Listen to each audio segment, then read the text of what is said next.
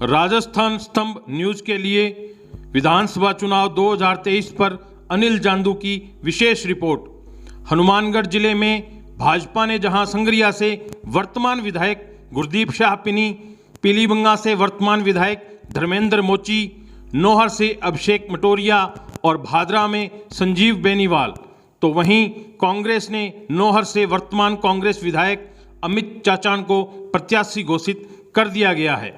जहां भाजपा ने जिले में 4 तो वहीं कांग्रेस ने अब तक एकमात्र एक ही प्रत्याशी घोषित किया है। अब देखना यह है कि कांग्रेस नौहर के बाद बाकी भाजपा की घोषित सीटों के प्रत्याशियों के मुकाबले किसे चुनाव मैदान में उतारेगी, यानी कि संगरिया से गुरदीप शाह पिनी, पीलीबंगा से धर्मेंद्र मोची और भादरा से संजीव बेनीवाल के सामने कांग्रेस किसे खड़ा करेगी। इस बार कांग्रेस और भाजपा दोनों पार्टियों में नए चेहरे और नए वर्ग की मांग लगातार उठ रही थी, लेकिन ऐसा कुछ भी देखने को नहीं मिल रहा है।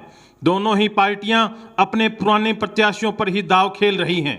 नौहर में जहां परंपरागत कांग्रेस प्रत्याशी अमित चाचान और परंपरागत ही भाजपा प्रत्याशी अभिषेक मटोरिया आमने सामने हो ही गए हैं। नौहर में जहां कांग्रेस के लिए सीएम अशोक गहलोत के नज़दीकी माने जाने अमित चाचान पहले से ही मजबूत प्रत्याशी माने जा रहे थे, वहीं कयास लगाए जा रहे थे कि भाजपा इस बार नौहर में जरूर परिवर्तन करेगी, लेकिन ऐसा कुछ भी नहीं हुआ। नौहर की स्थिति क्लियर होने के बाद में अब देखना बाकी है कि अन्य सीटों पर क्या स्थिति बनती है। सबसे पहले बात करते हैं संगरिया विधानसभा क्षेत्र की, जहां भाजपा ने अपने पुराने प्रत्याशी यानी कि वर्तमान विधायक गुरदीप शाह पिनी पर ही दांव खेला है।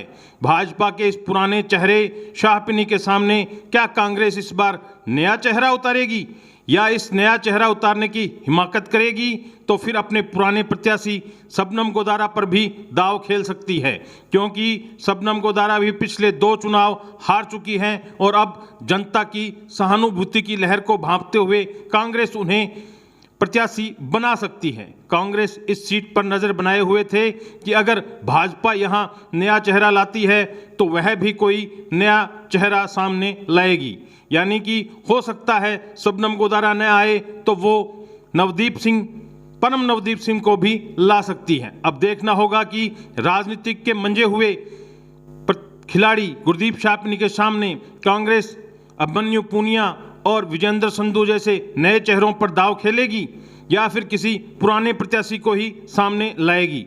अब बात करते हैं पीलीबंगा विधानसभा क्षेत्र से, तो वहां भी भाजपा ने नए चेहरे की बजाय अपने पुराने प्रत्याशी और वर्तमान विधायक धर्मेंद्र मोची को ही टिकट दे दी है, जबकि यहां इस बार आमजन में कयास लगाए जा रहे थे कि भाजपा धर्मेंद्र मोची को टिकट नहीं देगी, लेकिन ऐसा इस बार नहीं हुआ।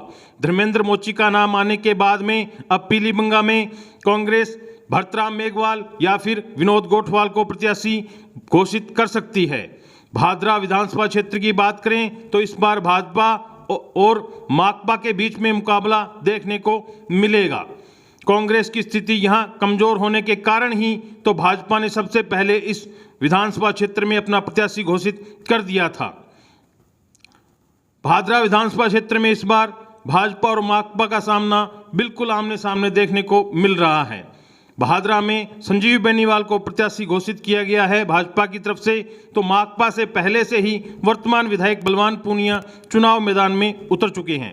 कांग्रेस यहां किसे प्रत्याशी बनाती है यह देखना अभी बाकी रहेगा।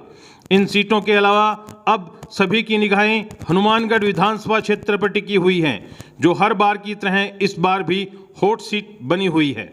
वैसे भी पिछले विधानसभा चुनाव का आंकलन किया जाए तो हनुमानगढ़ विधानसभा क्षेत्र में दोनों ही पार्टियां अपने प्रत्याशियों की घोषणा अंतिम जारी सूची में करती आई हैं।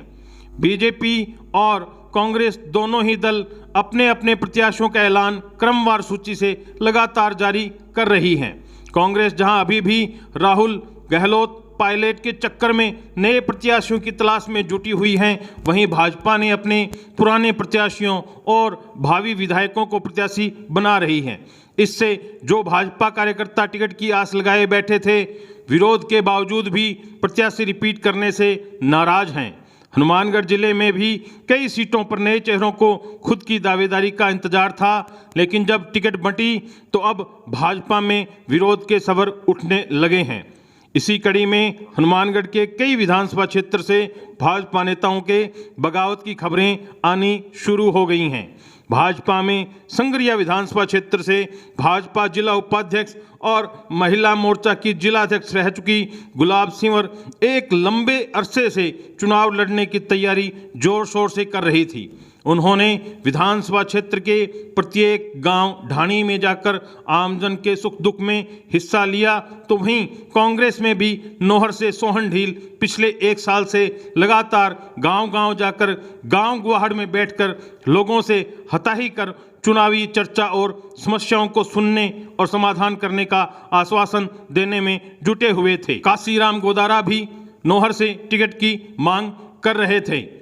नौहर में पहले से भी जेजेपी पार्टी भी अपना उम्मीदवार खड़ा करने का ऐलान कर चुकी है और इसके तहत एक बड़ी जनसभा भी आयोजन हो चुकी है। तो ऐसा लग रहा है कि जेजेपी भी नौहर से पीछे नहीं हटने वाली है। तो वहीं पीलीबंगा से भी पूर्व विधायक द्रौपदी मेघवाल लंबे समय से टिकट की मांग कर रही थी और उन्होंने तो चुनाव लड़ने का खुला ऐलान कर दिया था कि मैं चुनाव जरूर लड़ूंगी। संगरिया से गुलाब सिंवर और पीलीबंगा से द्रौपदी मेघवाल दोनों ने ही भाजपा से बागी होकर निर्दलीय चुनाव लड़ने का ऐलान कर दिया है। वहीं अब देखना बाकी है कि क्या नौहर से कोई प्रत्याशी निर्दलीय चुनाव लड़ने का ऐलान करते हैं या पार्टी उम्मीदवार को समर्थन देते हैं। खैर, जिन जिन सीटों पर उम्मीदवारों की घोषणा हुई है उनके विश्लेषण के अलावा अन्य सीटों पर कौन कौन प्रत्याशी आ रहे हैं यह देखना अभी बाकी है। बने रहें, इंतजार करें और हमसे जुड़े रहें। राजस्थान स्तंभ न्यूज़ के लिए अनिल जांदू की पॉलिटिक्स पर विशेष रिपोर्ट।